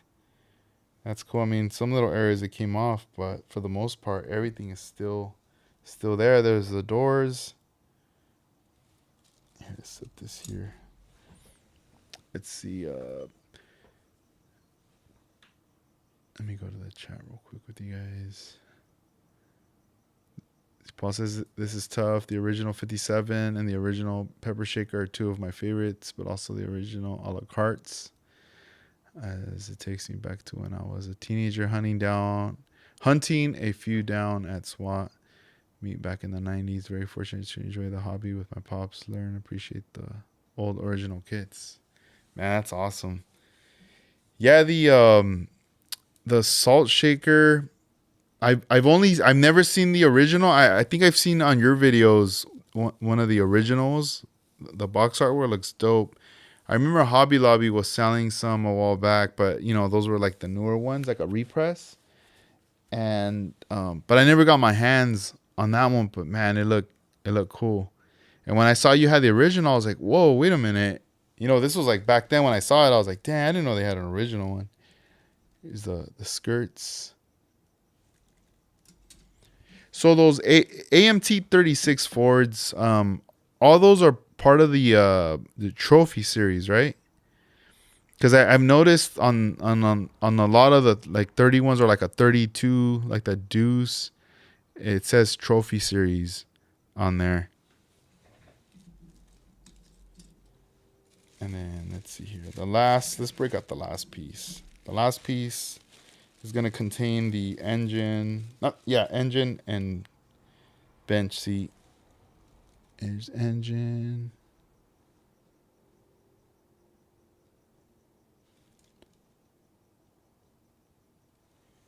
Yeah, this plastic's very different. The other day I was in here in the garage, man, dude, it was so hot. I was tripping out how hot it was. And it got me worried because I was like, dude, if it's this hot and I have now these vintage kits, dude, this heat's gonna melt them, because the plastic's different. I started getting a little paranoid, thinking, dude, like, I don't think this is good. So, I went back in the house and I was chilling and I was like, just looking around in my closet. And I was like, you know what? I have enough room in here to put those kits in. on a top shelf in the closet because in the houses it's not so hot, and if it gets hot, we could throw on the AC or something, more controlled. So I ended up taking a lot of the models, the vintage ones in there, because I'm like, dude, like I don't want to risk it. I did see, and I was gonna ask you guys this about the vintage. I have seen some people selling some on eBay, and sometimes the tires, there's like an imprint of the tire on the hood or on the roof, like somewhere, and I'm always tripping out on that. I'm like, what? Like, is it just because of over time and it ends up just smashing the or with the heat maybe? I don't know. I wonder if you guys know more about that. Let's see. See, man, I would do a 36 all elegant custom style.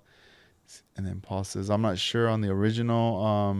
There are a few re-releases that have the chopped tops that are very nice to have.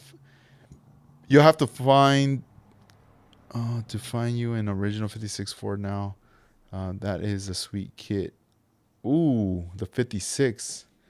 I don't think I've come across any of those. Hey, what's up? Scale Model Works. How you doing, man?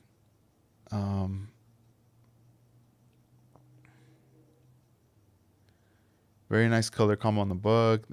Need to build one for years. Never get one or got one. Right on, man. Thank you. Yeah, man. I've just been having fun with it. With this Bug right here. Yeah, definitely, dude. If you can get your hands on one to build, go for it. All right, I'm gonna put this in here. All these little pieces.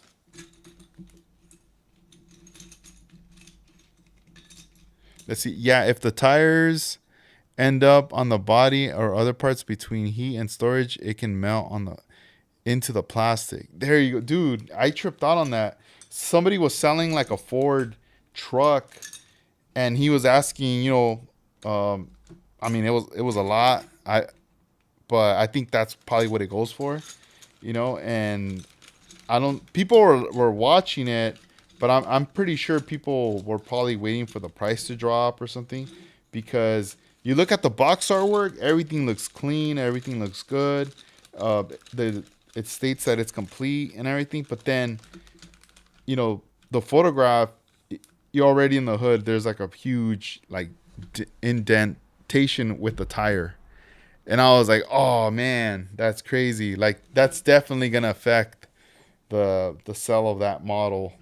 You know, I was tripping out on that. I was like, dang, like that's a trip.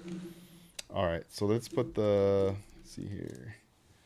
Let's put these pieces in here next. Then we got the rest of these. Good thing you put them in the bag. I would hate for that to happen. I'll be like, no. Then we got the putty right here. That's a plus. And the glass. And then this one right here. Cool.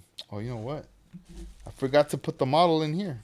That's the way the seller sent it over. Why not? Instead of tossing the bag, why not just put it in, Yeah, that was super nice.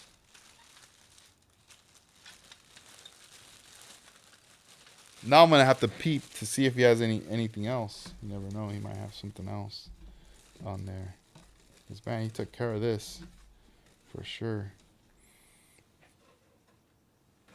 All right, so let's put the box in there. Yeah, cause I have another one. This one here. I think this one came out in the maybe late 60s or 70s. This one right here. This 57 Ford. Yeah, that's another one I got a while back. And when I was looking at the timeline, it seemed like this one came out after, and then I noticed the box art right here on the side, that picture, and then when they did a re-release, they used that picture right there. And see, we got the glass right here, and then see this one, it's bagged. Like, oh yeah, I mean it's open right here, but for the most part, you could tell this is like the bag it came with, because even the chrome is still bagged. I think on this time they were already bagging the stuff in there. And it comes with a lot of tires. I tripped out on that too. It just comes with so many tires. It's crazy.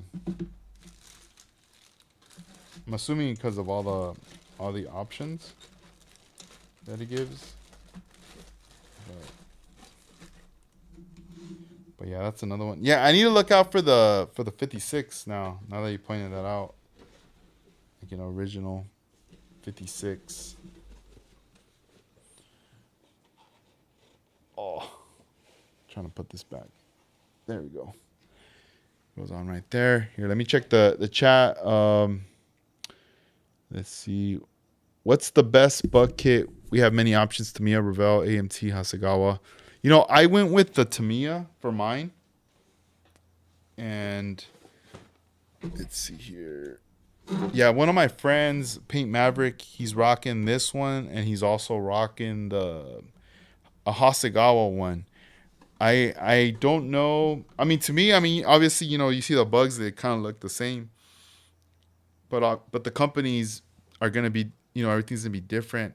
I have seen more aftermarket products for Tamiya, especially a highlight model. He does a lot of like photo etch. I was about to say diecast. He does a lot of photo etch parts for it. So and I feel like, you know, if you do a search, you kind of tend to find more the Tamiya stuff. So you know, if you like Tamiya kits, I definitely would recommend going that route. I mean, I'm loving this kit. I'm really digging it. I'm liking it.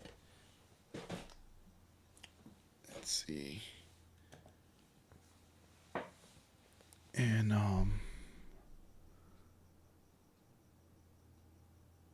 let me see. We got, what's up, Danny boy? Question: I haven't built models in 20 years. What is a good glue? Yeah, right now with glues, there's a couple options. Like you got like CA glue, and then you also got Tamiya glue. Let me show them real quick.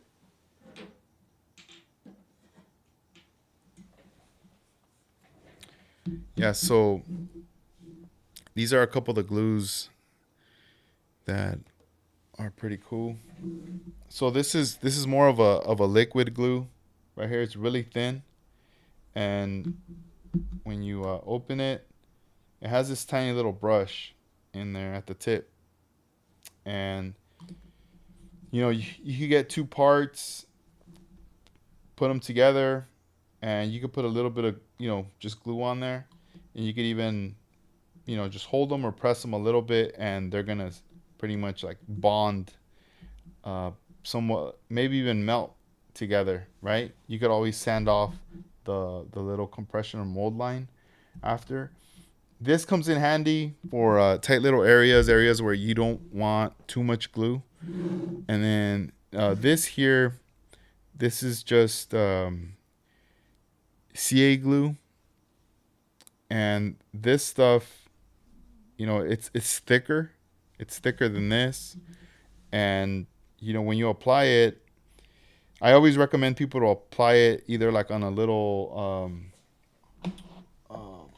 piece of tape, or you could even put it on like a little plastic cap. You know, put some glue in there, and get like a toothpick, and you could just grab a little bit of glue that you want and just apply it to the area, and then stick the pieces together. So right now, I mean, in glues, I mean, there's more options, but for myself, this is kind of my to go to. Right here, I tend to use both glues right here. So there's like the CA, very similar to like Crazy Glue right there. Let me see. But yeah, man, get if you're wanting to get back into it, it's a great time. Really great time to there's a lot of people doing awesome content on YouTube and also on Instagram and TikTok, everywhere. I feel like every platform has, people doing stuff. And yeah, there's a lot of info out there. And then too, there's a lot of people making aftermarket products that can help you, enhance the build and everything. So that's always cool too. Let me see. Slowly says, man, that AMT 57 was one of my first kits. They were on special for $11. The Repop box art had it in cream and red paint, I think. Oh, that's cool. Dang, $11. That was back then. Crazy. Let's see. Try also the Gunzy glue. They have it in black glue. It's very similar to Tamiya. Oh, right on. That Gunzy, that one. That's not Mr. Hobby, right?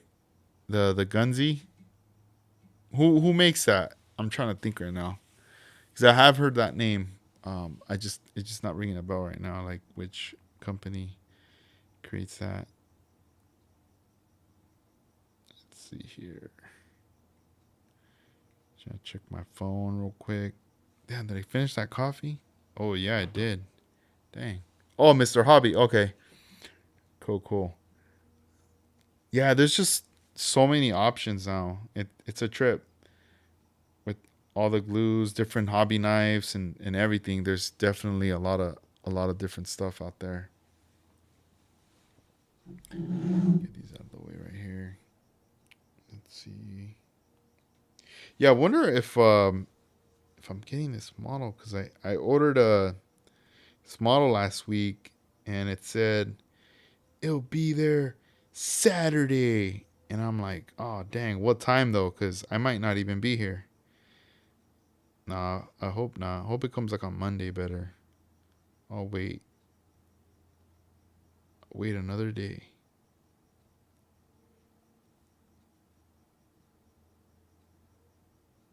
So, Paul, I was gonna ask you like for the annual series, like those AMT kits that say annual, were those just once a year and that was it? Like they didn't bring those back again?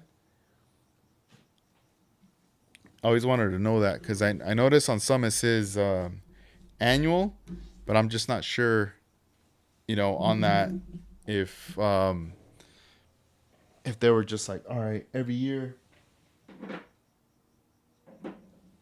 let's bust out something different of what's currently coming out. Maybe put on the turntable right there. I trip out. This thing still has paint. I might have to use this on a build. Maybe if I do like a vintage build, I could do a video with this. Yeah, these cans are small. I think they're smaller than the Tamiya cans. Oh, let me see. I believe that was just the term for the new year, new kits and new models. Annuals is how my pops and some of his friends would refer to them. Oh, okay. Yeah, because when I do a search on eBay, I do see that like I've seen some like annuals like the 60, 61, and just 63, 64. Like just kind of keep going. I don't know till what year it ends, but I know there's some that I've acquired that were like in the 63 where it said annual, and then later I got a 64, but I don't think it said annual on it on the but man, that's cool. Okay, you'll see that under the old AMT and S&P kits right there. Cool. Yeah, I always feel like the like a lot of those older kits, man, they definitely. I need to get my hands on an S&P. I never gotten one. Those those do look amazing, and just that box artwork alone looks pretty cool. Let's see, Revell Germany has same lineup, and they call it premium. After first issue, they never issue them again. Wish they would issue the BMW Series 7. Oh wow, I didn't know about that, about the premium. Are those premium ones by Revell Germany, are those more expensive? Let's see, S&Ps. We have the 60 El Caminos Impala, some oldies. Yeah, I've seen some of the. Damn, those go for a lot too. Those El Caminos. Um, I saw someone, they were selling like a glue bomb, and it had all the accessories on it. And it just looked cool. Even the the water slide decals that it came with, but it wasn't painted. It was just like straight, just gluing all the parts onto the model, and it looked cool though. I really liked the way that looked right there.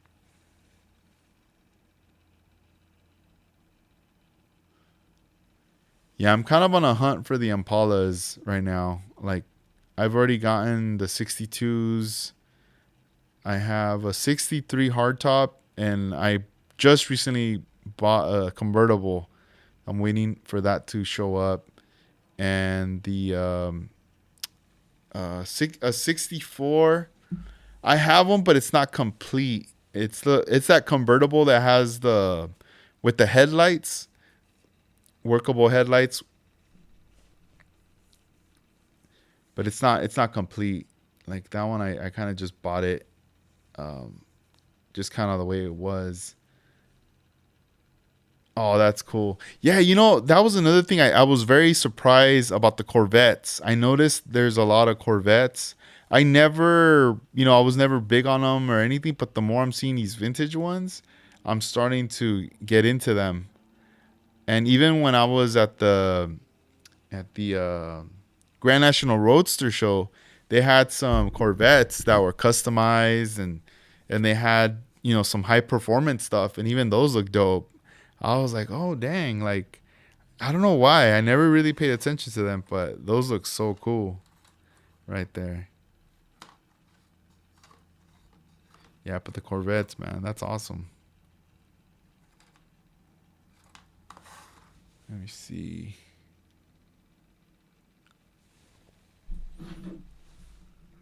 Yeah, I need to get another one of these turntables. This one's by Mr. Hobby.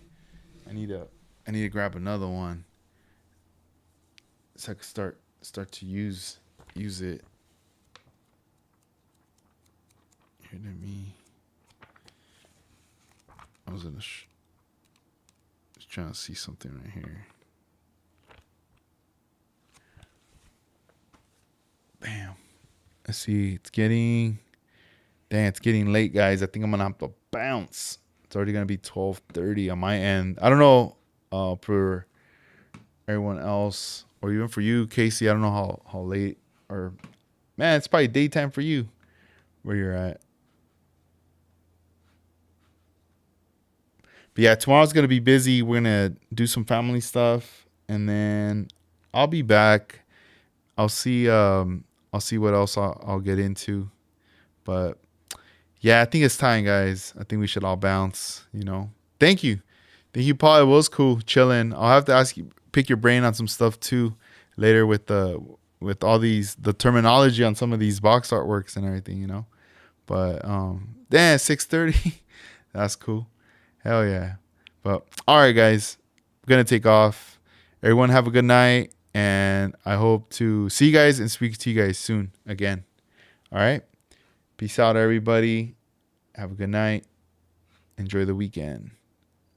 All right. Peace.